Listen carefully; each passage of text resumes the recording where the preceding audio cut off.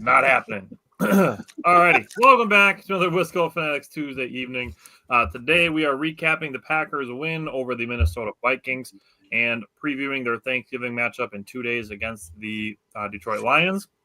So we're going to hit the intro and get started in the recap.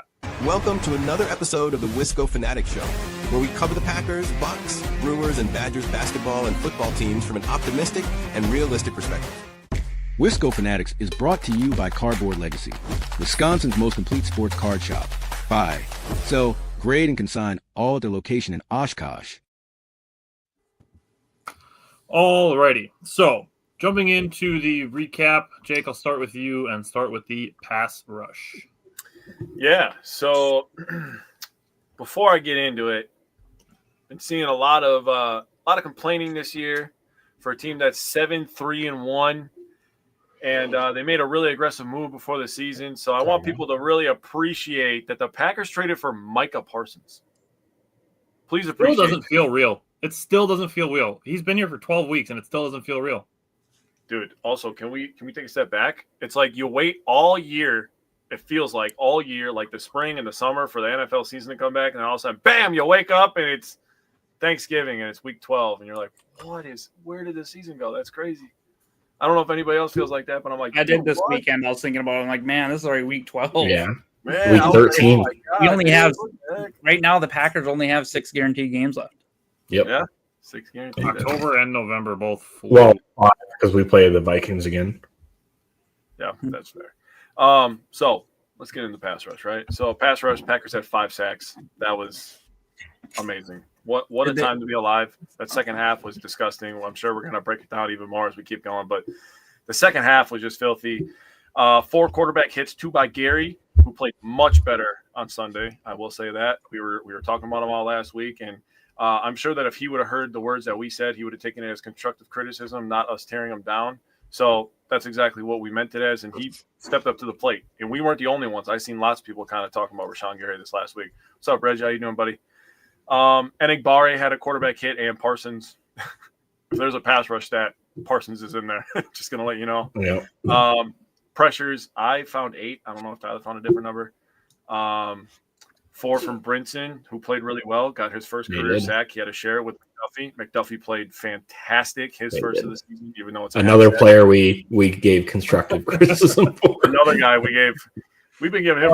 I'll have some stuff to say when I. Yeah, I'm very interested. To make an apology for him just for Isaiah McDuffie, just for Bryant to fill out. Very interested to see what Bryant's going to say. So. Sacks, Parsons had 2. He's up to 10 on the year, worth every single penny. Every single goddamn penny. I don't care what anybody says. You can complain about his paycheck all you want. The guy's worth every penny. He is the pass rush. When he steps it up to another level, this defense is on another level. There's also something that I'm going to add in when we get to tackling.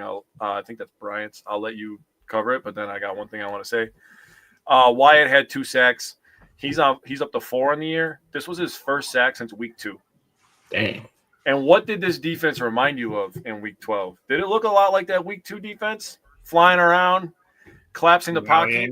Quarterback looked lost. Wide receivers were just like, what the hell is going on? Why does my quarterback look like this? Yeah, it felt like week 1 and week 2. I was having a grand old time on Sunday. So pass rush, A+ for me this week. They were absolutely dominant. Night and day difference what this defense looks like when the front 4 or 5, whatever you want to call it, show up.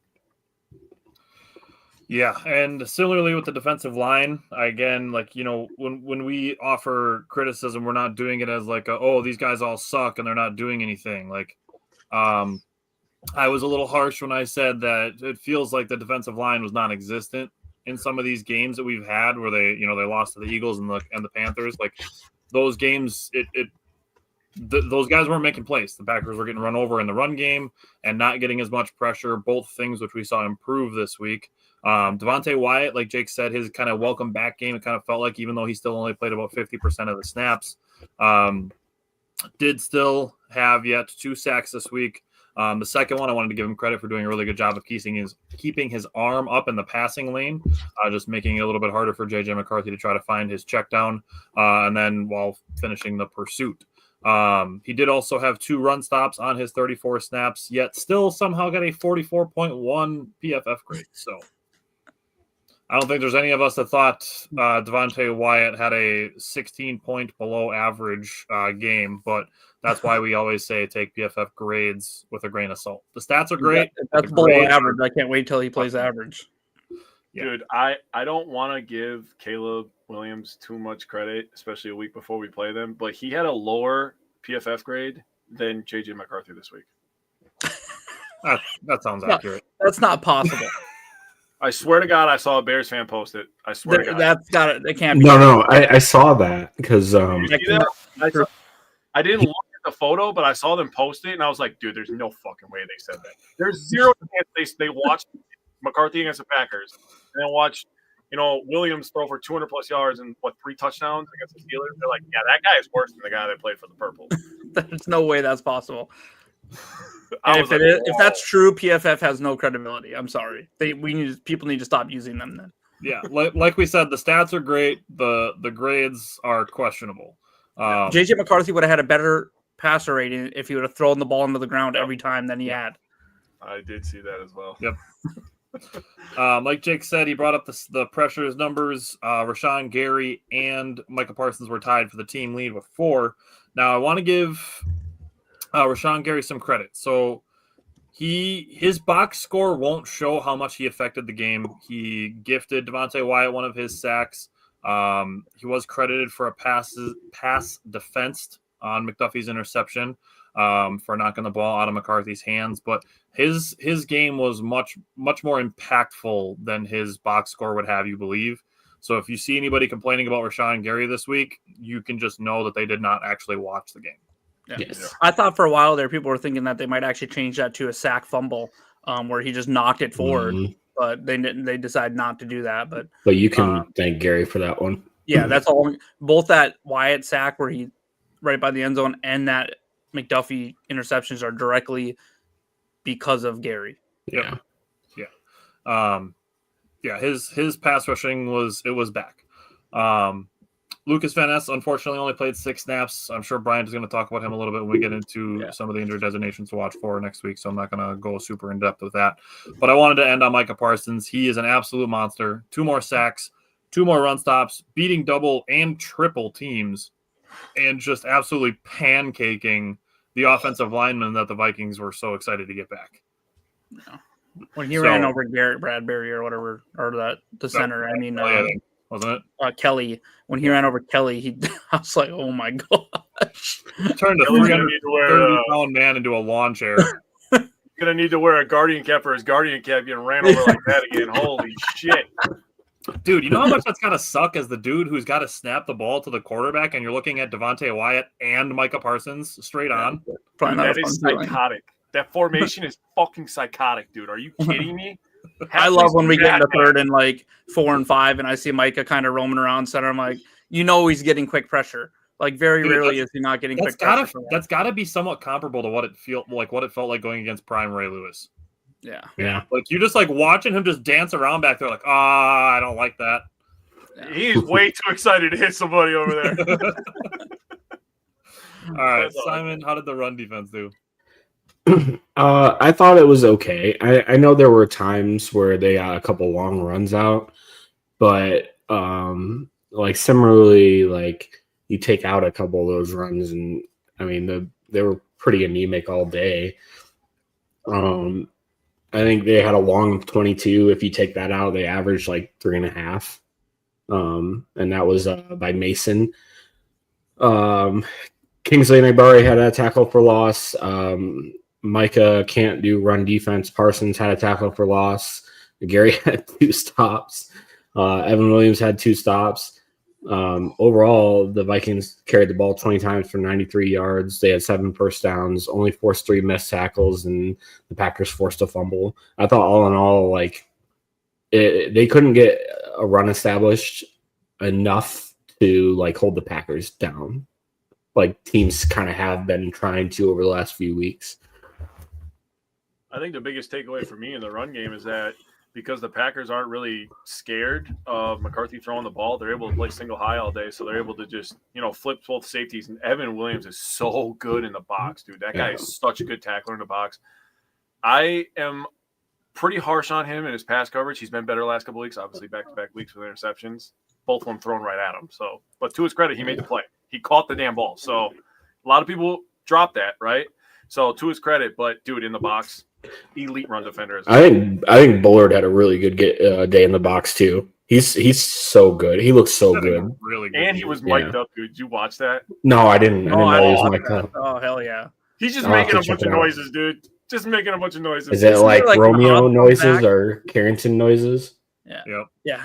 He was mocking McDuffie, Dude, actually. can we talk about how good? Well, I don't want, but okay, we won't get into it. But Carrington Valentine, man, he's just so good right now. Yeah. Save it for the secondary. Let's do linebackers. Unless, Simon, you got anything else? No, that was pretty much it for the run linebackers. defense. Yeah, the only thing I can come up with is that Isaiah McDuffie watched our show last week and he took it personal. Because that is, I bet I would, for me, that's the best game I've ever seen him play in a Packers uniform. Yeah. I don't know if you guys can think of one. I know he's had some high tackle games and there's a couple like nice tackles he's made around, on the outside and stuff like that. But I thought he played the best game. Not only did he play well, he also, he was wearing the green dot, so he was directing our defense. So he did that. He ended with a half a sack. He had the interception. He hit on TJ Hawkinson. Yeah, hit on TJ Hawkinson. We smoked him. 6 tackles, including 4 run stops. So just overall, really great game. I don't have an issue with Isaiah McDuffie on the field. I definitely think he has a role in this defense. I just don't think when it's 3rd and 6 and longer, or 2nd and 8 and longer, he should really be on the field. That's where I'm getting at, where I think, because I still think he's a liability in coverage. I know he got the interception this week, but we just talked about that was because Rashawn Gary deflected it there, essentially. His other snaps, he, 3 passes against him, he allowed 3 catches. He didn't let a lot of yards. He had a good game in coverage too, but we can't take one game and be like, oh, that's him now. This is the exception. That hasn't been the rule. I still think, right. But I still think that we could give Hopper some snaps in coverage downs. Edge Cooper was solid. And then Tyron Hopper, he played 18 snaps, and I thought he looked good. 2 sacks. Yeah, I didn't see him giving up any big plays that jumped off the screen to me. I mean, I'll be honest, I didn't get I didn't reach out, watch the game and look for that or anything, but I normally kind of track that when I'm just watching it to see who might have missed a tackle. And I didn't see anything, that was bad from him. Overall, the team had 6 missed tackles credited against them. So really good. I will say about Hopper, he did miss his assignment on the long run, but he got that 22-yard run that Simon mentioned before. Yeah. But he did show the speed, and he chased him down from behind. So I was like, okay. Yeah, he's maybe a little bit more film to put him on the field a little bit. He's not crazy fast, but he's definitely faster than Isaiah. But, I think Isaiah is a great 2-down back, 1st and 2nd down, and then Hopper's our 3rd down back. And I think McDuffie's getting paid accordingly, to be honest with you. Yeah, I agree. Same. So I think on your point of this being McDuffie's best game, I think when you put everything in totality, like the fact that he's filling in for one of our best defenders. Oh, he got a game ball as well. Wearing the green dot, having a pass rush stat, a coverage stat, plus a bunch of run stops. I mean, as complete of a game as you can play in relief of a guy who's been really, really good. I agree with you. Yeah. All right, Jake, how'd they do on 3rd and 4th down? Dude, the Vikings offense still isn't on the field, dude. That is insane. So we held the Vikings at 2 for 9. 2 for 9, dude. He only had 9 attempts. That's honestly, it's just sad. In the first half, they had 6 of their 9 attempts, and they were 2 for 6. The 2 that they converted were both from 1 yard out. Jones. The one that they missed from 3rd and short in the first half was the Hawkinson direct snap, which I will get into more later. They had no attempts from 3rd and medium the entire game. And then they had 3 attempts from 3rd and long in the first half, 10, 9, and 17. 0 for 3 on those because they don't have a quarterback. Second half, they were 0 for 3, all of them from 3rd and long. They had 1 from 3rd and 12. Nada. 1 from 3rd and 16, sacked by Wyatt. 1 from 3rd and 17, sacked by Devontae Wyatt. A loss of 16 total yards when you're already at 3rd and 16 and 3rd and 17. That is a tough pill to swallow. tough pill to swallow. They went for it on 4th down one time. I'll get into that more. They got -1 yards on that, but elite day from the defense all around in my opinion. I just can't get over the stats in the second half. Yeah. Where like the net yards, like when you consider penalties and sacks, and everything, to go negative 27 yards and a half, it's all like that's incredible. Yeah, Dude. They had more negative plays than positive yardage plays in the second half. Good Lord, dude. Man. That was brutal. Right. Simon, let's talk about the secondary. Yes. Yeah.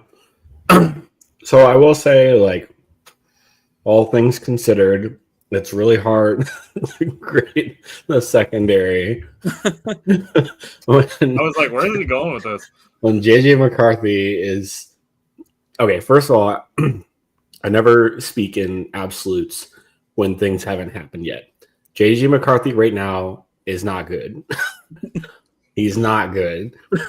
I'm not saying in the future he can't be. Kevin O'Connell can work his magic in the offseason. He's coming off a rookie year where he didn't play at all because of injury. So I'll give him a little bit of benefit of the doubt. It's hard to grade how the secondary went because McCarthy held like right now his biggest problem is his footwork, and also like he holds the ball way too long, and I think he second guesses himself a lot. And so because the Packers pass rush did a lot better this week, he just got wrecked. In the second half, he was absolutely rattled. With that being said, though, like I said, Bullard's been he's been so good this year, both in the run game and in the pass game. Kamal Haddon had to come in and take over for Keyshawn Nixon because of a stinger. We'll see what that looks like this week. It could be him starting. I know Matt LaFleur talked really highly about Kamal Haddon and his improvement and halfway to excuse me, and his improvement since he's come on the team. So we'll see. I thought he played decently well. He allowed a couple catches for only 12 yards. I'll take that all day. Let's see. Bullard had 3 targets on him. He only allowed 1 catch for 5 yards. Xavier McKinney had 1 for 4. Evan Williams had 2 for 3 for 23, and he ended up with an interception that was an overthrow by JJ McCarthy. Valentine, like Brian alluded to, he's been so good the last 3 weeks. I think I can't remember the exact stat. It was like 80-some coverage snaps. He's allowed 2 catches for like 15 yards or something insane. So he's been absolutely crazy the last few weeks, and he looks honestly like our CB1. I know I talked pretty highly about Nixon. I think he's a very good CB2, or maybe at best average CB2. He allowed 2 for 22, but I'll say the secondary played really well this game. They didn't allow anything really that far open. In fact, the Valentine almost tipped that pass away from Addison on the sideline for like 15 yards or whatever. He caught it like 2 inches over his hands. That's just great instincts by him. But yeah, overall, I thought the secondary played really well. So I pulled up Carrington Valentine's coverage stats. The last 3 weeks, he has faced 87 coverage snaps. He has allowed 2 receptions on 10 targets in that time. Like that's a total of 15 yards. Yeah, he's been so good these last few weeks. You said that's the last 3 weeks, right? Yeah, last 3. The last 3 weeks. That means 3 weeks ago, he was New York covering Giants, and Minnesota. 3 weeks ago, he was covering either A.J. Brown or Devontae Smith.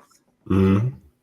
So it's not like he's just been covering scrubs. We just watched Wan'Dale Robinson and them have a big games against Detroit too. So they should have lost that game too. I know, they got so lucky, man. I feel like the Bears should have lost to them too. Yep. J.R. Valentine has been great. Yeah, he's been good. All right. Jake, how'd they do in the red zone? So, first drive of the second quarter, third drive overall for the Vikings. Kevin O'Connell apparently has seen enough of JJ McCarthy missing passes. The Vikings got into the red zone by running all over the Packers defense. Now, they did start this drive with a 7-yard pass.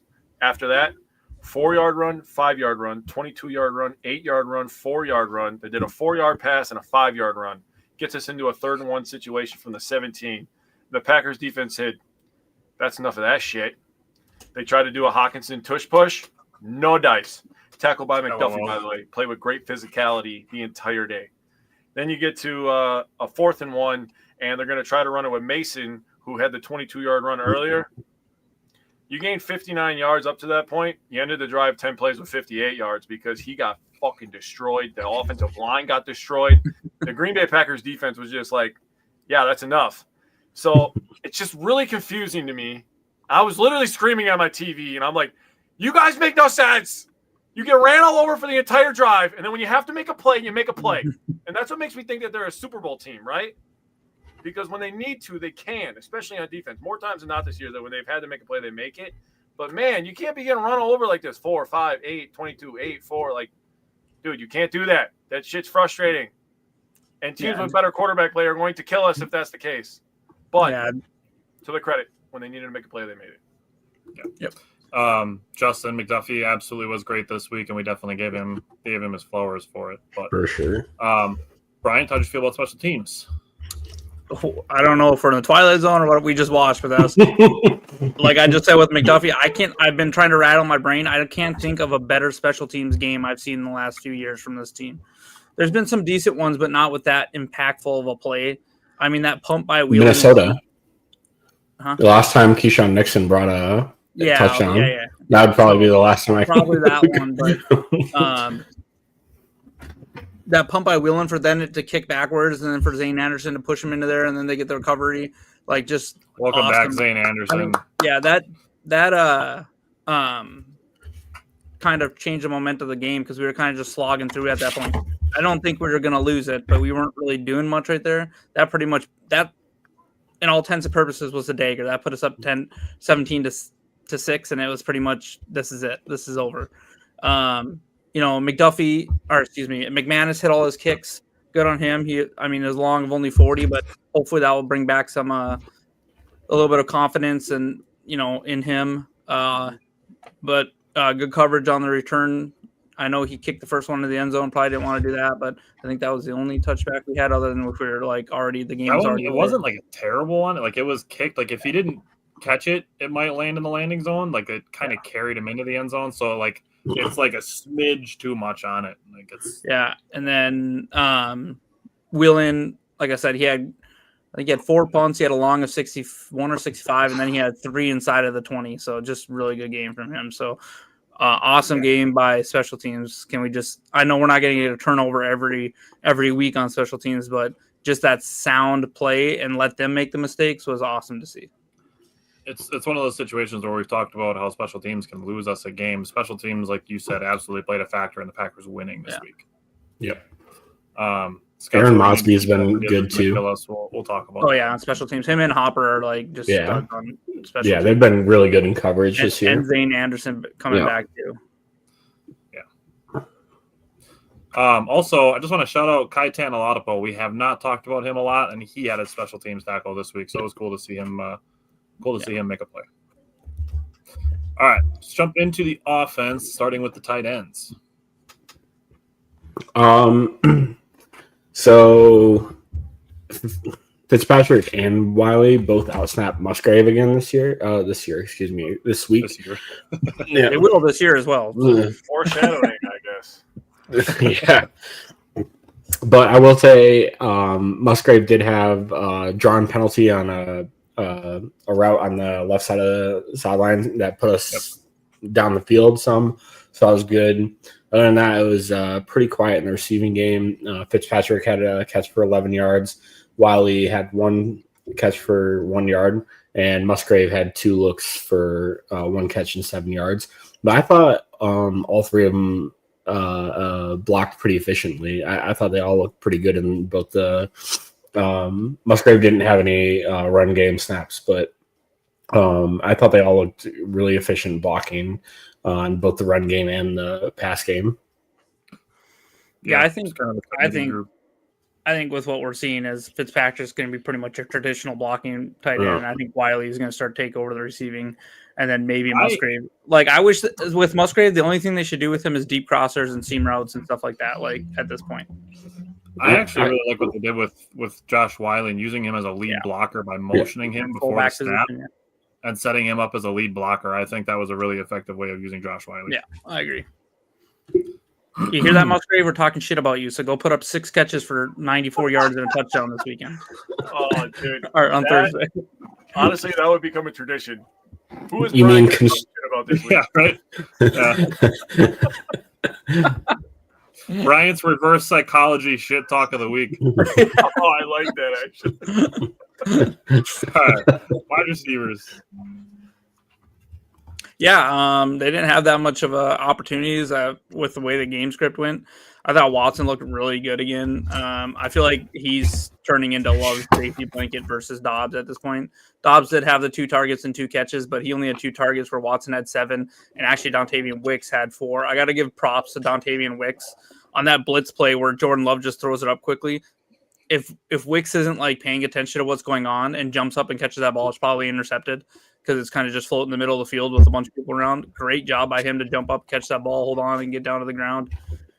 But overall they're pretty quiet. But I thought they did well with the opportunities that they had. And Jordan Love made a couple uncharacteristic throws. He probably he's probably hurting a little bit. Sounds like he had actually separated that shoulder. You've seen Baker Mayfield go out with that injury. Carson Wentz's season was ended on that similar injury, so he's really kind of toughing it out. I'll say there's like 2 throws that I thought was pretty rough. One, he skipped right to Wicks, where Wicks was open, and then another one, I thought he had Watson on the sideline. He kind of missed Watson on the throw. It was a running throw, but overall, I thought the wide receivers did good with their opportunities. I am eager to get Reed and Golden back. It's going to be really interesting to see how they divvy up these snaps because, I think Savion has shown he needs to be on the field more too. So I don't know what they're going to do to keep everybody happy. But, I guess it's a good position as a fan to be in. So hopefully they have a good plan to get everyone some snaps. But I feel like Christian Watson needs to probably be on the field pretty much every play. So, yeah. He's getting stronger from the injury too. So I agree. Yeah. I will say too, with Kraft out and us playing a lot of and Reed coming back, a lot of 11 personnel will allow Reed to live in the slot too. I'm sorry, I just want to see some 4 wide receiver sets at this point. Like that's what I want. So I'm not opposed to it.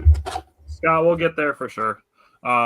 Looking at the passing game distribution, like Brian was kind of alluding to with the reception or with the targets, Watson led the team with 7 targets. Wicks had 4, Dobbs with 3. Despite only throwing 21 passes, Jordan Love still completed 14 passes, still targeted 8 different players, and all 8 of those players had at least 1 reception, and 3 guys catching their lone target.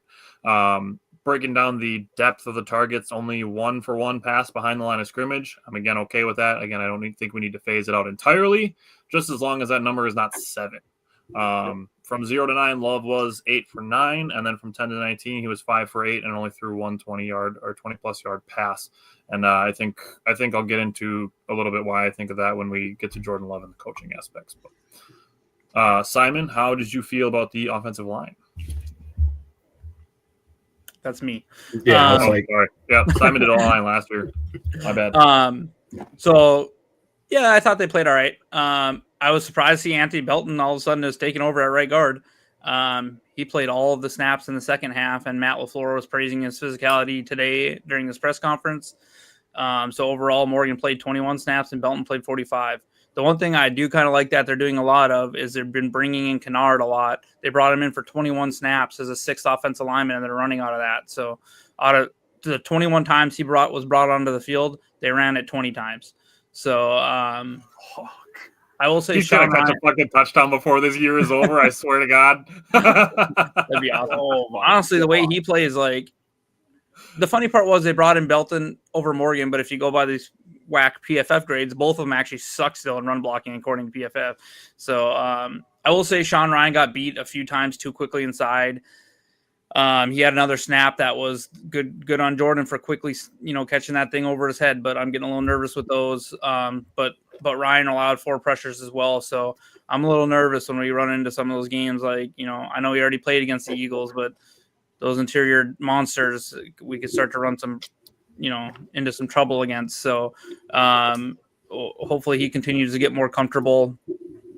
And really, like I said, they did an all right job in the run game, but ultimately, like I said, we only still averaged 3.5 yards per carry.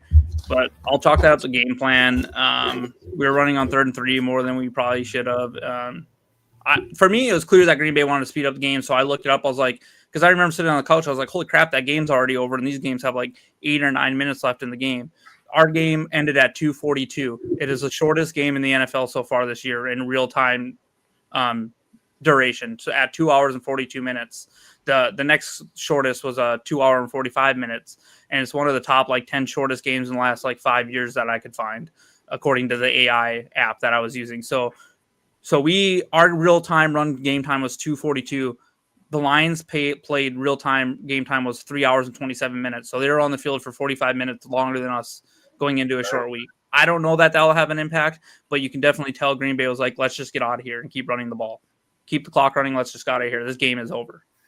So it might have been frustrating to watch. I was frustrated at times with the conservative because I want to go for the kill shot and I want to build that mentality, but I also can step back and understand why we did it.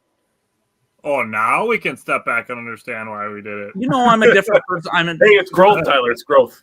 Have you seen that movie where it's like, it's me, Jessica? That's like me during the games. Like I turn into a different person. Okay, Dr. Jekyll and Mr. Hyde. I gotta get a gift for that. I'm gonna start sending that to you every Sunday when you're fucking on tilt. Jessica. Oh, that's funny. But there's a reason I said no to doing live shows. So yeah, for doing live streaming, yeah. Alrighty, Simon, how did the run game do? I thought they were solid. I know people are going to look at the plain numbers, and like Brian said, we only averaged 3.5 yards a carry. But before the fourth quarter, when Matt LaFleur literally came out and said, I ran the same running play 8 times in a row. Yeah, he did. They knew the game was out of hand at 17-6. And so you guys said, they kind of just wanted to get out of there with the W on a short week. They took Jordan Love out with 4 minutes left in the game. This game was already in hand, and I know it's very conservative, and everyone wants to see us score 40 against Minnesota. Trust me. Excuse me, I get it. I do too. But at the end of the day, this was a 3-possession win. The Packers controlled basically the whole game. Wilson had 28 carries for 170. Wow. Reading's hard. 107 yards. 94 of those yards came after contact. He had 3.36 yards after contact per attempt. He had 2 touchdowns, 6 missed tackles. The run game was good, and the run blocking I think was better than recent weeks. Brooks had 8 attempts for 21 yards. I feel like he took a lot of shots in the backfield, which limited him because he had 29 yards after contact. He forced 3. Yeah, he forced 3 missed tackles, 3 yards after contact per attempt. Love had a few rushes, which I don't understand why he had a read option with a hurt shoulder. That doesn't make sense to me. I was like, what are we doing? What are we doing? But I mean, he was smart enough to get down before a guy even came up to him. But it's still that play call didn't make sense to me. Willis had a couple carries for 3 yards. Savion Williams had 1 attempt for 0 yards. I think the run game was a lot better than people think it was. And it really helped us kind of solidify the win, in my opinion. Their side of the field, you run it 3 times, kick a field goal. I was like, good, fine by me. Run that clock out. Yeah, and it's gonna be funny because Detroit will go watch this game tape and they will think they're watching the same play over and over, but they'll realize we just ran it over and over, and we showed them absolutely nothing. Yeah, Groundhog's Day. We're just yeah. I mean. And I think it'll look worse than it did because of the 2 3rd and 3 calls where we just get stuffed. But like I said, that was a no. in a normal game versus like Detroit, I don't think Matt LaFleur's doing that. I think he's going to put the ball in Jordan Love's hands and try to get the first down that way. And I think Jordan probably canned into some of those, to be honest. Yeah, and that was part of his press conference too. I can't remember who asked it, but someone asked, "Is that something you talk about on the sidelines?" And he basically said yes. So like they both knew at that point in the game they were just trying to run out the clock, put a few points on the board, and then just get out of there.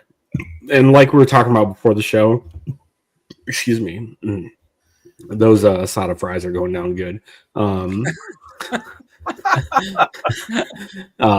we were talking about before, this is not the same game plan that we're going to see. I know people kill Matt LaFleur for being too soft or too conservative or whatever, but that was literally the game plan that gave us a 3-possession win. So I don't know what. Yeah, sorry, you're right. You're right. We'll get there. We have segments for this. I know.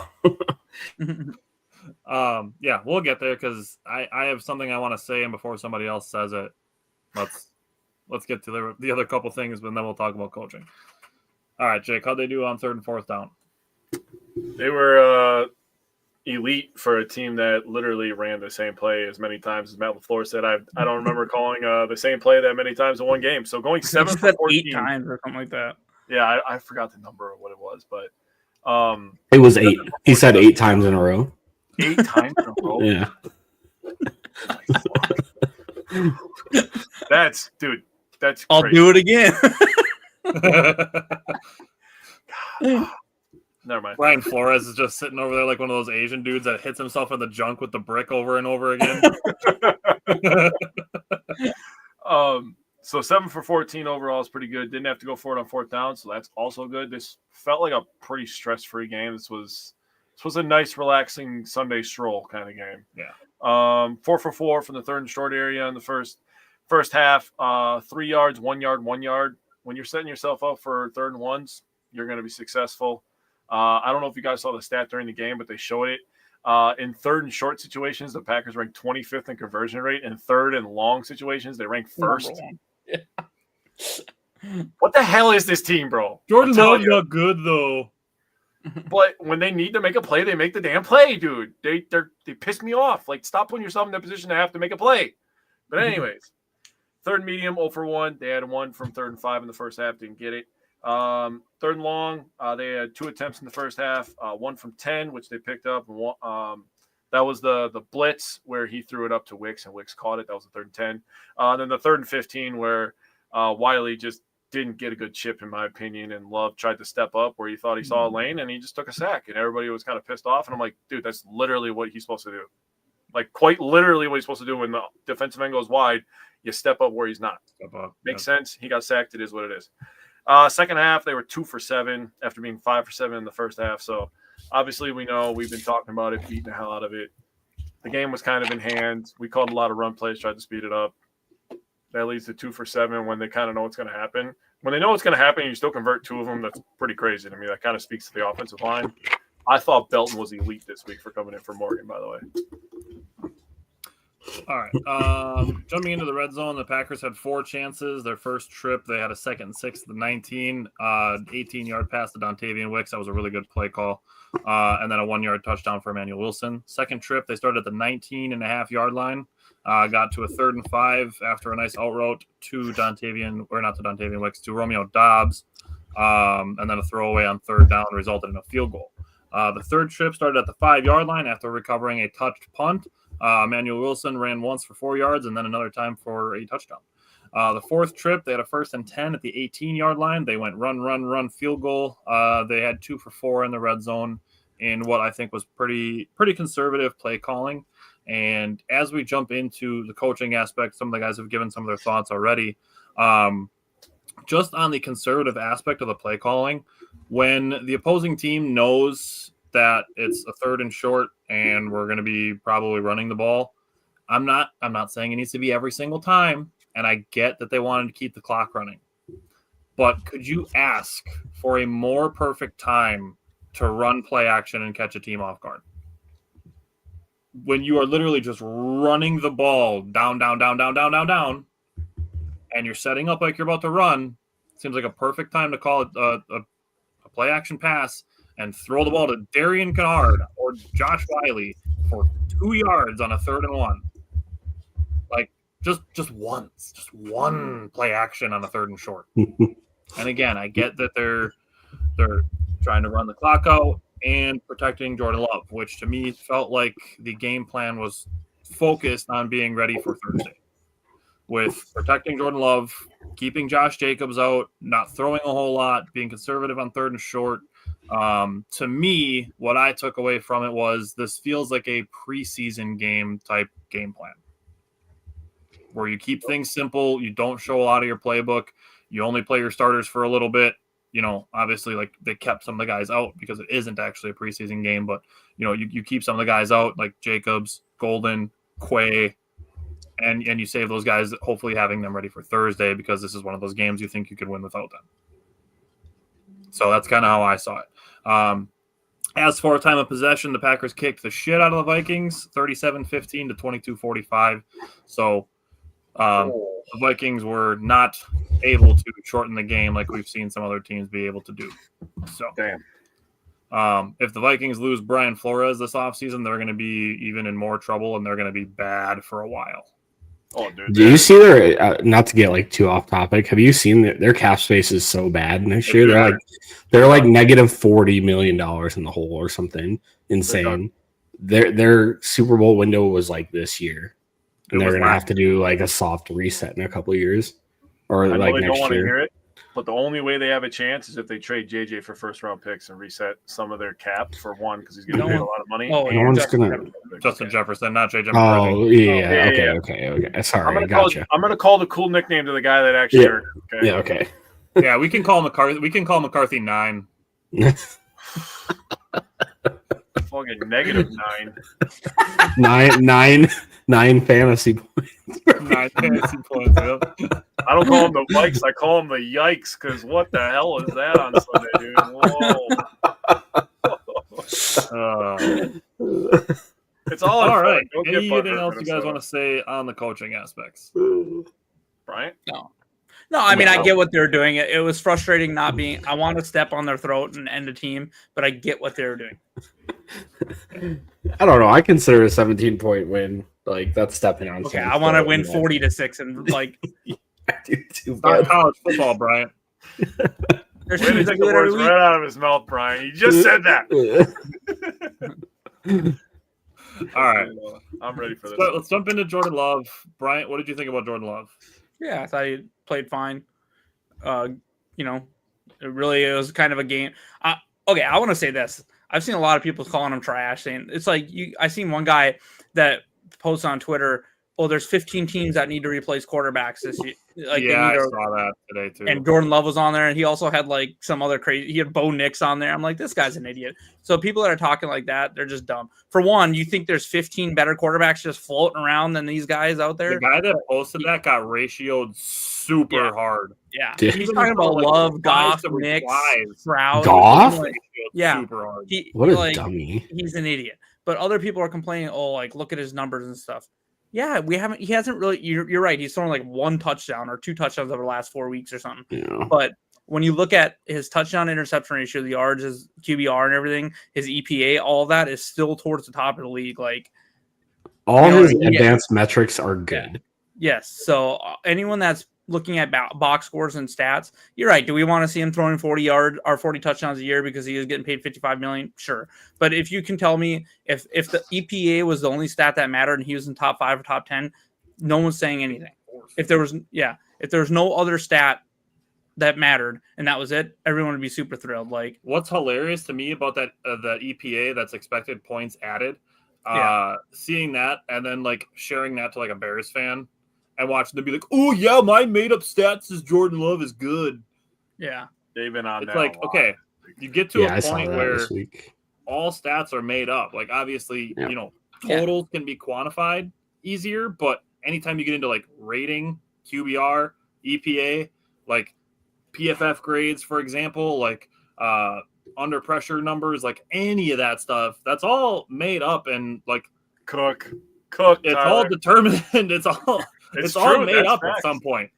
Yeah. Outside of just blatant totals, which then you have to take in, attempts and things like that into account, health is a factor. Like EPA is an advanced number that here we go. If you ask somebody in the year 2005 what the words OPS, the letters OPS are going to stand for in baseball, they would be like, that's a made-up stat. That's not real. 2035, we could be at a point in the NFL where people are looking at stats and they're looking at like, okay, quarterback wins are no longer a stat that people care about, just like people don't care about wins in Major League Baseball for pitchers anymore. EPA, in my mind, is a more accurate judge of quarterback quality than wins. Yeah. Because there's so many other players on the field. So many other factors that go into whether a team wins or loses, just like for a starting pitcher in Major League Baseball. I'm glad you went there because I was going at some Cubs fans because I was like, I know some of you are Cubs fans, and you guys were arguing about the war for PCA this year, that's why he was better than Jackson Chourio, but he doesn't show up in the playoffs, and Jackson Chourio does show up in the playoffs. So who really is the better player? Which is even funnier because if a Cubs fan wants to talk about war, like Drake Baldwin, his war was much higher than Cade Horton's, but they think Cade Horton was robbed a Rookie of the Year. Yeah, dude, Baldwin, we're off topic. But my point is, like, statistics like that, like Brian bringing up EPA, that's an important advanced metric, and it's expected points added, which that's what your quarterback is supposed to do. He's supposed to add points to your total. Mm-hmm. Yeah. Okay. Yeah, and like, so for back on Jordan Love, anyone that's saying he's a problem for our team or anything, it's just you're not watching the games, you're not paying attention to what's going on. Like, he has been very good. He's not a turnover machine. It's just not. That's not factual anymore. It wasn't factual really to begin with because he had a rough first 6 games of his career or whatever, or 8 games of his career. But since then, it's just not factual. So people that are saying that are it's a lazy narrative. So I've been very happy with how he's playing. And I mean, it's time for him to turn it on. And we have a tough stretch here. And this is where, he wants to be in the top. If, he wants to put numbers behind those EPA numbers, this is where he needs to, turn it on and carry us. But and I'm excited for him to have that opportunity. I think people that are still complaining about Jordan Love and still saying he's not good are people that complained in 2020 when he was drafted. Yeah. People want to be right about it so bad they're not willing to give up their opinion from before. Exactly. Which we've talked about that, like with us being not everyone. I will say it's not everyone. Right. And it's like here's the thing, like if you just say I was wrong and like, they drafted him in 2020, I didn't like it then, but I like him now. Great. Cool. Yeah. Let's move on. But there's players I was definitely wrong about. I would bet there's probably at least 20 teams that would dump their quarterback right now for Jordan Love. Oh yeah, at least. Yeah. And the thing of it is like it's intellectual stubbornness to be still clinging to something from 5.5 years ago as a reason to not like what you're seeing right now, which is wild. But Simon, what did you think about Jordan Love? Yeah, I mean, I don't know. I feel like inadvertently I talked about a lot of this game. I thought Love had a couple pretty clutch throws on 3rd down where he was getting pressured. But other than that, this wasn't a Jordan Love game, and I'm okay with that. I thought he looked solid. Yeah. Scott said all Bears fans claim Love is trash. Yeah, which is that's fine. Whatever. But their opinions of quarterbacks literally don't matter to me. Quarterback play anyways. Yeah. So. Yeah. Jake, how did you feel about Jordan Love? I thought Jordan Love was good for what was handed to him. I think it was you, Tyler, that put it in the chat that the way he was handing off the ball looked a little funky. I agree. It was like goofy as shit, but it was fine. It was getting the job done, and that's how I felt about Jordan Love. He was getting the job done. I wrote this down because I saw people complain about him too. Sports comprehension is the second biggest problem in America today because there's too many fucking people that pretend that they know what they're seeing and they don't understand what they're looking at. And then they have an opinion about it. And I'm like, first of all, you messed up on the first sentence because you don't even know what the fuck you're looking at, dude. And you're going to make 17 tweets about it? You don't know what you're talking about. You're an idiot. Get off me. Blocked. I'm just blocking people on Twitter last couple days. I'm just done with it. Yep. I don't want to be stupid anymore. Yeah. Goodbye. I don't want to waste my energy on stupid people. So, great. yes, watching the inverted handoff to protect the shoulder was weird. And yes, we talked about the only 21 pass attempts. Jordan Love was 6 of 9 under pressure. That's a big deal. That one of his best games under pressure in his career. Had one turnover worthy play, and Bryant briefly mentioned Baker Mayfield, but the conservative play calling aspect of this to protect Jordan Love's shoulder, I think, is fair. Bryant, mentioned that he understands why the Packers were doing it, and the case study of exactly why, like, just the example happened this week of what can happen. The example of what can happen is you saw Baker Mayfield literally this week fuck up his shoulder, like bad, like gonna miss time bad. And Teddy Bridgewater is their backup, which is a rough spot to be in. The Packers have Malik Willis, who AFM said the Packers need to give him some more playing time. I don't know that they need to. I get that there's, Bryant brought up, they put him in for like 4 minutes this week. Bryant has said it over the last couple of weeks that they can put in some wildcats, some couple plays a week for him, but it's not so much that I feel that they need to like put him into the playbook. Scott asked how bad his injury. Obviously, it's bad enough to play conservative, but not bad enough to not play him. I mean, we're just going with the evidence we've got. The one concerning thing about the shoulder handoffs is Matt LaFleur mentioned today that when he's turning his back like that, it does kind of stop him from being able to do some of their quick read throws or whatever. So hopefully that's just like a 1 game thing where he just like, hey, I need to rest my shoulder a little bit. Yeah. But yeah, I agree. All right, let's jump into Packers Lions preview. Moving on to Thanksgiving Thursday afternoon. And Brian, I'll go to you first. What are you looking for from the Packers defense against the Lions offense? Yeah, so their defense, they just got to get pressure on Goff quickly. He becomes a different player when you're really pressuring him. To do that, we just need to slow down Gibbs, really. Kind of like what we did in week 1. They're going to want to throw the ball quickly. If we can kind of slow that down. I can't remember the stats exactly off the top of my head, but I want to say it was like 10 catches for 31 yards or something really ridiculous. Something like that, yeah. Yeah, so really hoping Quay is back. I'll talk about that more later, but it's leaning that way, I think. They are averaging 5.1 yards per carry, so we got to be careful because Gibbs can absolutely take one to the house in a heartbeat, and we see him do it a lot. They hadn't given up a lot of sacks, but they've struggled of late. They've given up 14 sacks in the last 5 games, and in those games, talking about advanced metrics, Goff has only had a QBR of over 44 once. So in the last 5 games, he's only had a QBR of 44 or higher once. So he's been struggling a little bit more. They are 3-2 in those games. So hopefully we can slow down their quick game and get to Goff like we did in week 1. This offense is very good at home. They're averaging like 34 yards or 34 points per game at home. Haven't scored less than 24 once in Detroit, so we're going to have to score. So hopefully our defense can slow them down at least a little bit, or maybe create a couple big turnovers. I feel like those numbers are inflated because of that Bears game. They are inflated somewhat because of the Bear game, but if you take that one out, they're still high 20s or low 30s. Yeah, it's high 20s. You're right, though. It was 52 points against the Bears, but they still put up like 34 on 2 other teams and then 24 and 27. So that's good. Yeah, you're right. Yeah, Goff did throw for 3 touchdowns against Washington and Cincinnati, 2 teams that I'm honestly not particularly afraid of. Yeah. All right, Simon, what are you looking for from the Packers defense? Kind of a lot of what Brian said. I think just Gibbs has been on an absolute heater the last few weeks. You just gotta slow him down. Meet him at the line of scrimmage. He's not a guy that'll necessarily break a lot of tackles, but he's a guy that's shifty and fast.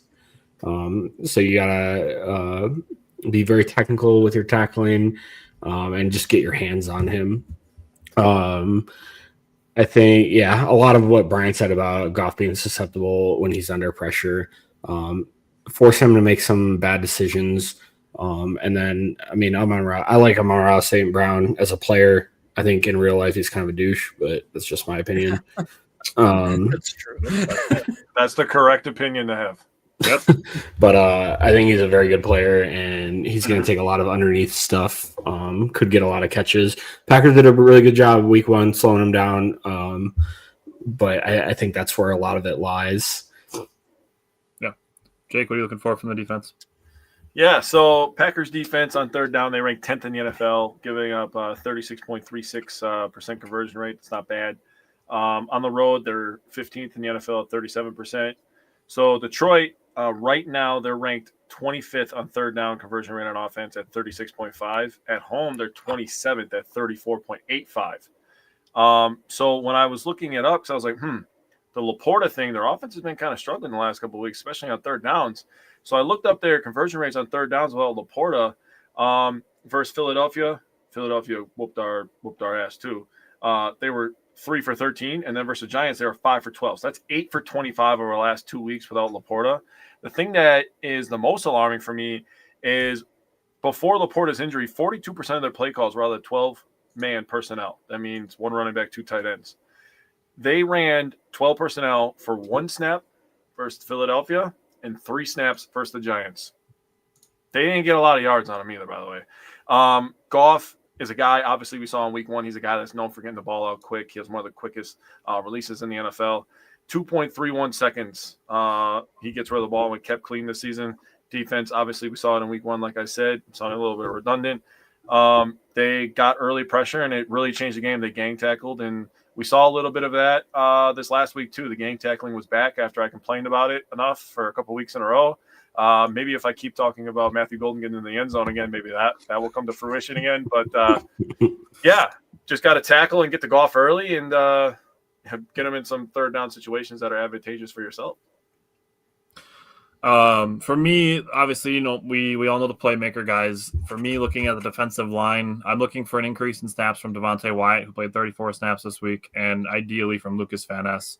He only played 6 snaps before missing the rest of the game last week. I'd also like to see more splashes from Warren Brinson.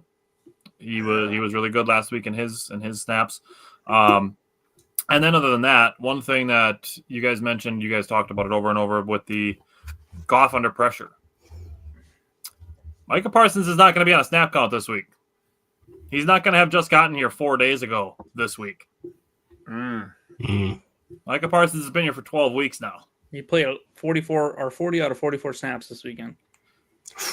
He has shown multiple times this season that he is a game wrecker. So Detroit has to contend with that. And like I said, not on a snap count. Not on 40% of snaps this week. It's going to be more like 90% of snaps this week. Yeah. So very excited to see much more Micah Parsons against the Lions.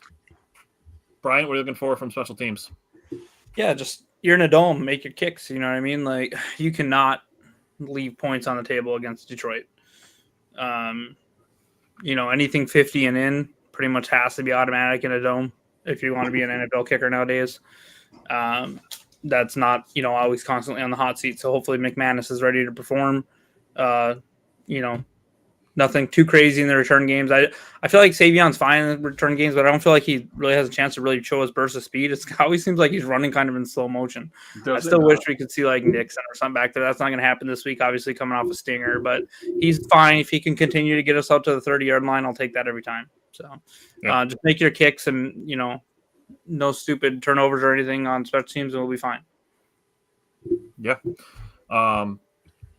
Going into the offense, Simon, we're looking for from the offense.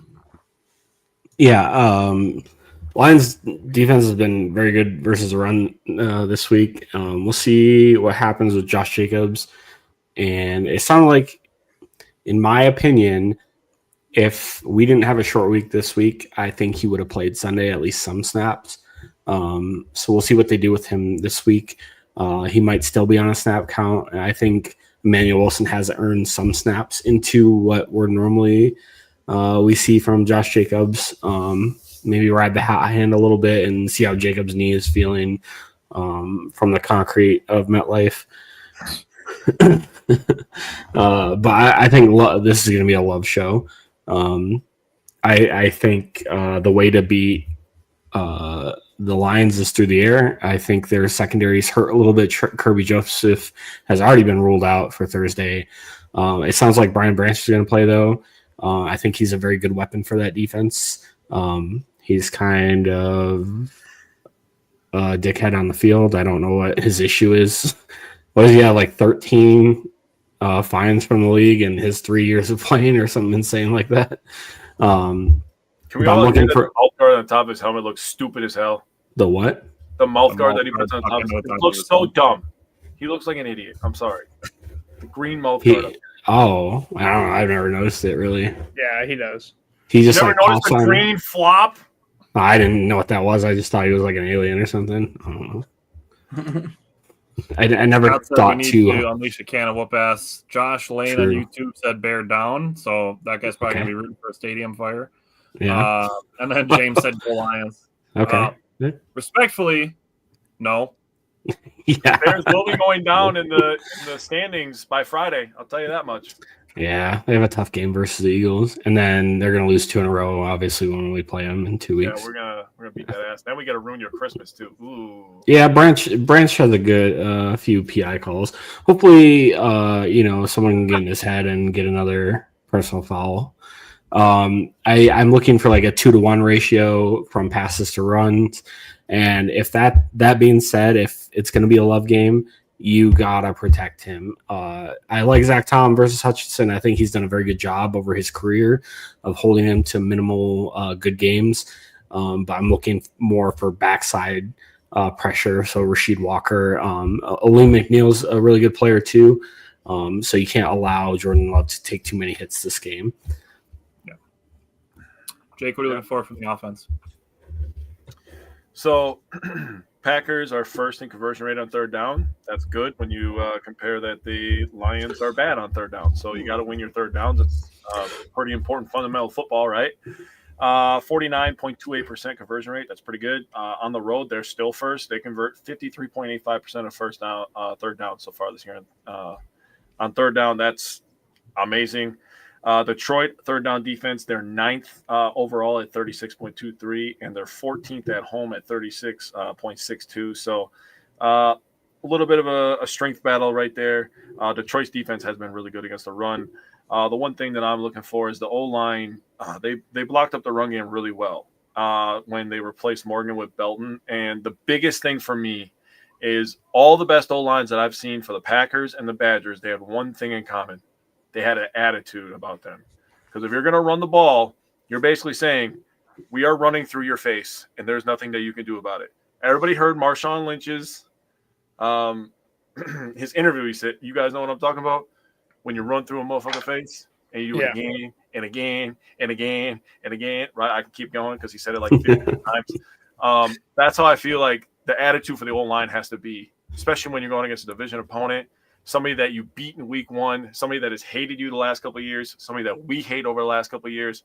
These two teams are young. They don't like each other. They've said it publicly. The only problem is we don't have our shit starter in Tucker Kraft. He's the one they really hate over in Detroit. But the Lions don't have their shit starter either, so that's fair. Having the attitude up front is going to be huge for me. We're going to find some things out in the first half. So while we're on the subject, I should have brought this up when we were talking about the Lions offense. What do you guys think the over-under is on 0.5, the number of misspelled shirts that Amon-Ra wears this week? Let's take the over. Grammar at his private high school. Yeah, his whole, I didn't make the sweatshirt. Like, come on, dude. You still wore it. We still wore it. You didn't proofread it? Yeah, right. You didn't look at that and be like, dog, Green Bay is 2 words. Fuck. All right. Looking for the Packers offense, if the red zone, Green Bay averages 66%, which is number 6 in the NFL. Detroit allows 61%, which is number 25 in the NFL. I'd love to see the Packers go 2 for 3, 3 for 4 in the red zone. Bryant, as far as the passing game distribution goes before Bryant, I do like you guys brought up that Bryant would like to be 4 wide. I like the 3 wide receiver mix of Watson, Dobbs, and Wicks. I understand if Jaden Reed is back, that brings a much bigger piece to the passing offense. But if I'm being honest, I don't feel the need to force Golden and Savion into mixing with those guys. I see them more as rookies, which they are, who are obviously learning.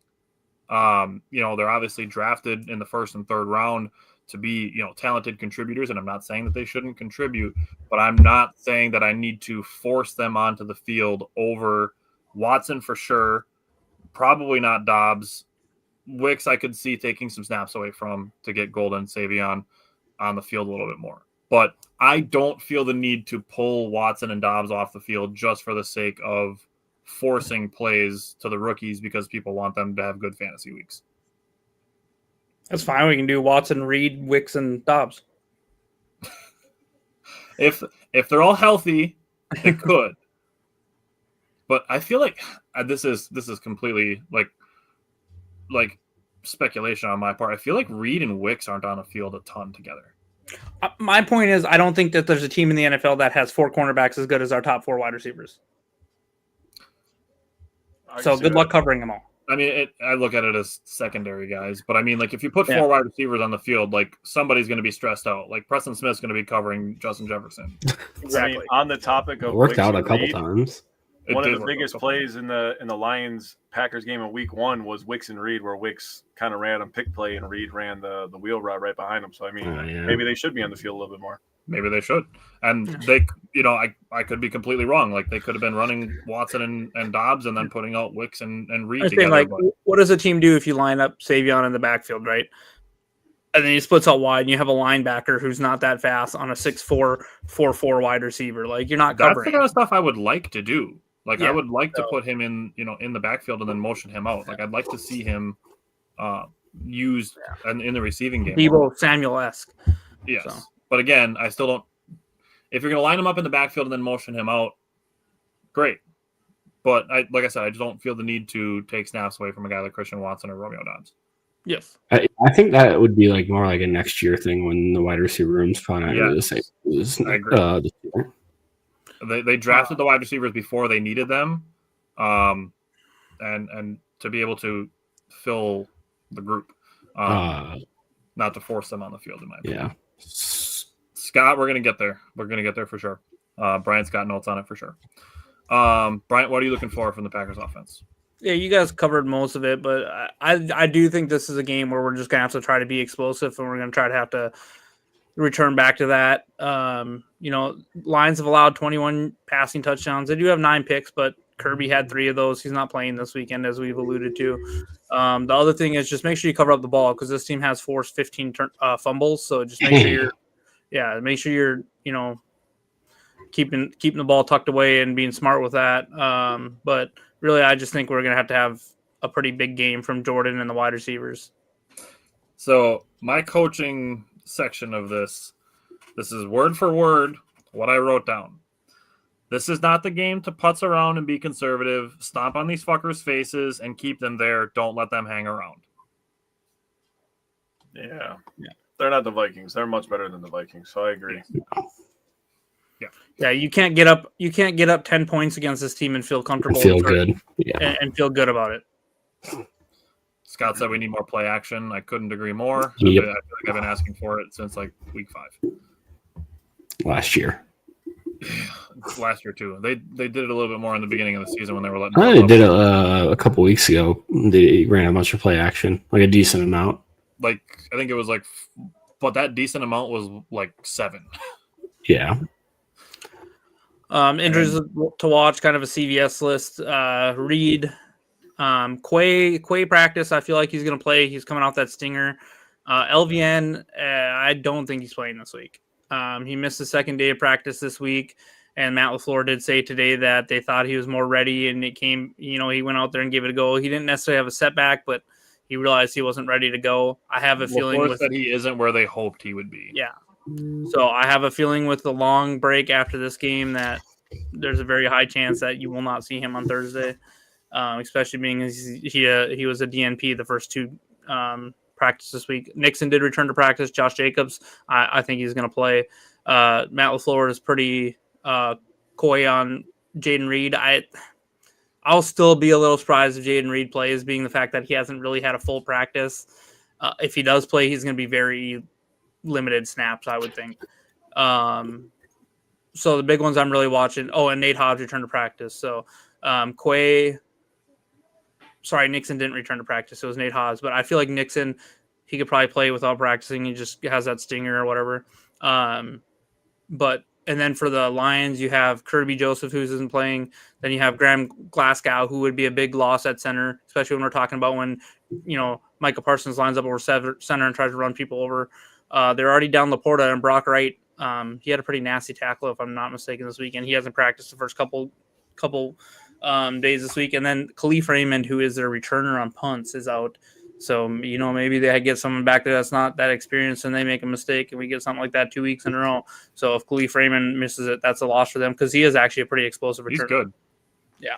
So a lot of injuries to watch on this short week. It'd be huge if we can get in there, pull out, sweep these dudes, and then have a 10-day break before Chicago. I mean, yeah, that would be huge. Yeah.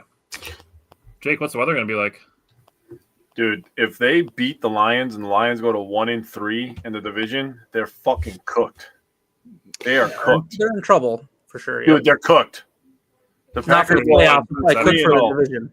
They're probably cooked for the division. They'll have split with the Bears, who will be a couple of games out of them. They're cooked. They're done. They're not winning the division if they lose on Thursday. Also, the Lions fans get to watch the Packers beat them, and then they get to lose to Ohio. The state of Michigan gets to lose to Ohio State on a Saturday. So it's going to be a terrible sports weekend for the state of Michigan. So fuck you guys. I hate you. Weather report is they play in a dome because they're a bunch of pussies. Third dome game of the year. I don't really care. I don't like that. Talk a lot of shit about us. Screw those guys. It's a family third show. Dome game of the year. 3 or 4 dome game. So let's get it. I'm not trying to be nice to them. I don't like them. So I get it because Lions fans, they got a taste of being good for 2 years and then started saying a lot of really out-of-pocket shit. What they do with it? Bring it on. I can say some out-of-pocket stuff too. Let's go. What did they do with their good teams? Nothing. They lost an NFC championship game, which they made fun of for the Packers for doing a bunch of times. Yeah. Oh, man. Good job you participated. Did they hang a banner? Probably. They hung a division banner like 2 years ago or 3 years ago or something. Yeah. That's embarrassing, dude. That's embarrassing. To be honest with you. Oh, man. All right. I don't know. Bears fans have been pretty bad the last couple of weeks. I like the juice back in the rivalry. We'll talk about that next week, but I like the juice back in the rivalry. I'm not going to lie. I do too. I just think it's funny. All of the juice from the Minnesota rivalry is coming out, so. Yeah. It's got to go somewhere. Yeah. All right. God. Your X factor. Say it with your chest.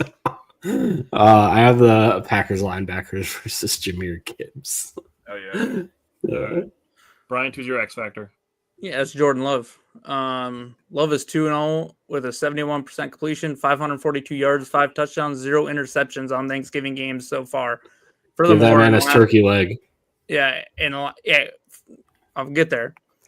He got screwed out of his turkey leg 2 years ago in Detroit because Greg Olson's slimy fingers. So go get one again. And then also in his last 2 games in Detroit, Jordan Love has been really, last 2 games he's played there have been really solid.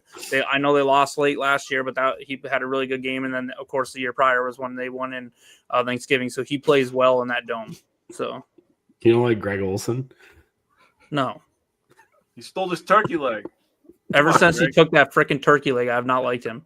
I was so like excited to watch Jordan Love and his first year starting, eat a damn turkey leg on Detroit's field, and Greg Olson's fat ass ate it. He's not even close to fat. He's ripped, dude. I don't care.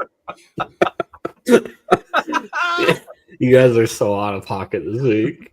Hey, it's rivalry week, bro. We're in the middle of I'm just going to jump in because mine kind of is that the turkey leg versus Is that the turkey leg versus Greg Olson? not that aspect of it. I Call him put a game Matt again. LaFleur, I need, and then I put in parentheses, assuming health, I need Matt LaFleur to let Jordan Love sling the rock, and I put with a lot of it to number 9. We've 9. touched on it a couple times already. Christian Watson has been very, very reliable since coming back from his injury. Jake, who's calling I the was game? just looking up. Brady. Kevin Burkhardt. Tom Brady, right? Yeah, Tom Brady. Yeah, that Tom Aaron Brady Andrews, doesn't eat Tom anything but Rinaldi. lettuce to maintain that figure, so he won't touch the turkey. And Botox. He won't touch the turkey. Yeah. Actually, he might. He'll just get surgery to get the fat taken out. But anyways, Botox and cocaine. So I have containing Gibbs. So versus the Giants, the Lions had 20 rush attempts and Gibbs had 15 of them. So he's pretty much he's the guy. He had 219 yards, 2 touchdowns. He forced 5 missed tackles. He had 12 targets for 11 receptions as well. He had 7 first downs, 3 runs of 15 yards, and 111 yards after contact. If you're not getting the point, this guy's pretty goddamn good.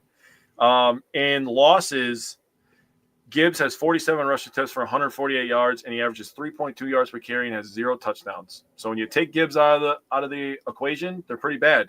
Now his stats in wins are pretty ridiculous: 108 attempts, 803 yards, 7.4 yard average, and every single touchdown he has this year on the ground. So 10 of them. He is important. Control number 0. Yeah, that makes sense. Simon, what is your score prediction from the head? All right. I'm optimistic we can win, but I have us losing this game 28-24. Dead to me. No. Bryant? His Michigan roots are showing off. 31-28. 31-28, okay. Jake? I have 25-21. I have 23-17. Ooh, that'd be a little scoring. All right. Simon from the head. I have us winning 31-27. That's from the heart, right? Yep, hard. Yes. Sorry. If I said it wrong, sorry. All right. No, Scott what? said 27-24. No, that was Bryant? from the Bryant. What are you talking about? You gave the first score you gave us was us losing. Yeah. Yeah, And then that he was said, right. then he asked for your head okay, again. okay. Never mind. We all know Simon does have 2 heads and no heart, but still. Oh yeah, we know that. Do we all know that, or did just you know that, Brian? All right, Brian, what's your score for the heart, bro? 34-24. 34-24. Only if she's 5'3". Sorry. I have 30-20. What do you got, Tyler? I have 34-14. If we're talking in an all worlds ideal situation, I think the Packers can beat them by a lot. I could see it. I mean, In that's an, pretty all, much in an all things ideal scenario. wasn't that the I- score week 1 or close to that? No, 27-13 was the for week 1 score. Yeah, I remember Yeah. when they scored late. It was It was Yeah, not garbage even time close. touchdown. Yeah. Yeah, that game could have been. Just like 2 years ago on Thanksgiving. Yeah, that could have been 27-6. Yeah. Alrighty. Simon says, Bryant, I'm sure you got 3 of them. Yep. Okay. All right, rip your first one. Okay, I put Love continues to carve it up on Thanksgiving, throwing for 300 yards and 3 touchdowns. Give me You get all festive with the wordplay. Yeah. And he still doesn't get his turkey leg. Yeah. So I hope they give him 2. My aspects on offense, and I put the Packers get 6 red zone trips and score 4 touchdowns. Ooh. Yeah, I'm with it. Those line up with the percentages, but the bold part is the 6 red zone trips. Okay, so I have a Jordan Love one too, so I'll just say mine real quick. Jordan Love 2 passing and 2 rushing touchdowns. Ooh. That'd be awesome. Yeah. I mean, him rushing is just And it makes me wonder, like, okay, so let's say we get into, like a tush-push situation. We can't run the craft they're shaft. not gonna. What do we do? Yeah. Fitzpatrick? I think you just run the ball. Just straight up run the ball? Put Yeah. Kennard at fullback? I don't hate it. Yeah. I don't hate it either. All right, Brian, rip your second one. I'll stick with the offense side. This is my bonus one, but so the last 2 games Watson has played in Detroit. The one game he went for 114 yards. Unfortunately, he had a fumble. None of those this week. But so he went for 114 yards, then he went for 94 yards and a touchdown the other game. So he's averaged 104 yards. So and a touch, about a half touchdown. So I put that he'll be the first wide receiver for Green Bay to go over 100 yards in a game this season. Does that not happen, really? Only person that's done it is Tucker Kraft.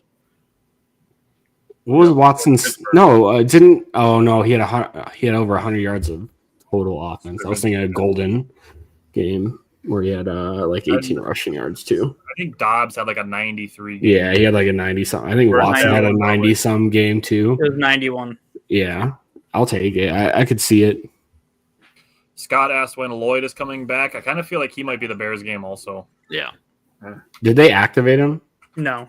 No, his practice window is open though, I think, isn't it? No, I'm sorry. That's what I meant. Did they activate his Okay. practice They have window? not opened his practice window. Okay. That's what I thought. It might not be the Bears game even, but But that's a lot of time in between the Lions game. None of it. Yeah, and none of us know what he's doing off to the side. They could be like, "Hey, just go run with pads on over there, where you're not technically part of practice, and then next week we'll have you practice." Yeah, we could hear news about that on Friday. Yeah.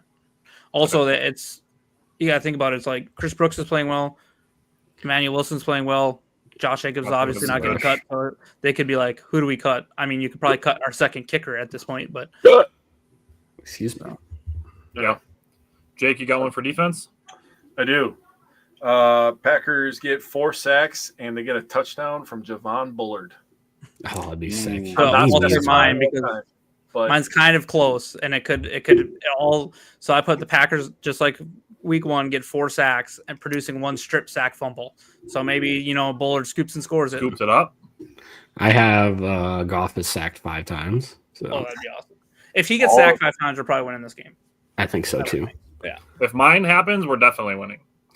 The Packers score more than the Lions.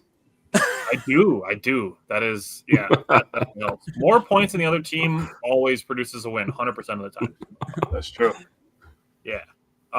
So my bold prediction for this week, in week 1, the Packers held Jahmyr Gibbs and David Montgomery to 2.1 and 2.3 yards per carry on 20 carries for 44 yards. My semi-bold prediction is the Packers keep them under 100 combined yards again. Rushing. Okay. I could see it. If they hold them under 100 rushing yards, I'll be happy. Yeah. Scott said Parsons and Wyatt and Gary get 2. So 3 guys with 2 sacks? 6, yeah. That'd be Good. That'd be Lord. nice.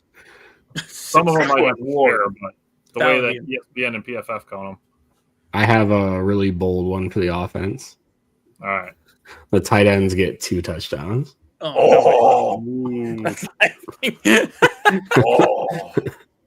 I mean, I guess like a red if zone our running game's not touchdown, working, like a 35-yard touchdown to Musgrave. if the tight ends get 2 touchdowns, I think it's going to be on like little rollouts. Like Yeah, it would be like a pick play or something. One of them's going to be Darian Kennard, who's going to be eligible as a tight end. That'd be sick.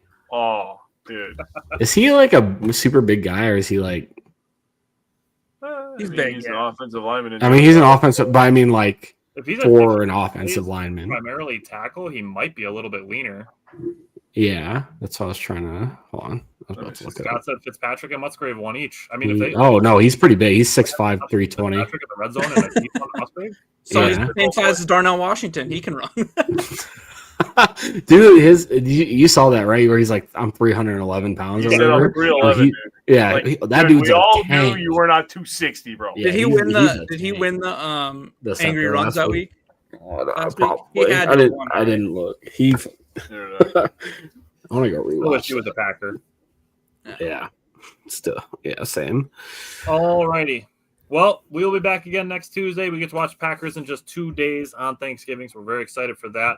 Jake and I will be back tomorrow to discuss, unfortunately, the Bucks playing without Giannis, which is a bummer, but got to do it. And then the Badgers basketball and football teams, so we'll be back for that tomorrow. Other than that, the 4 of us will be back again next week to recap the Lions game and preview the first matchup against the Bears this season. So tune in again next Tuesday. Thanks, everybody, for watching, and we'll see you guys next week. One piece of advice: if the Go Packers, Pack, go. if the Packers ruin your Thanksgiving by losing, you can always bring up a politically charged conversation with your mother-in-law just to make your day better.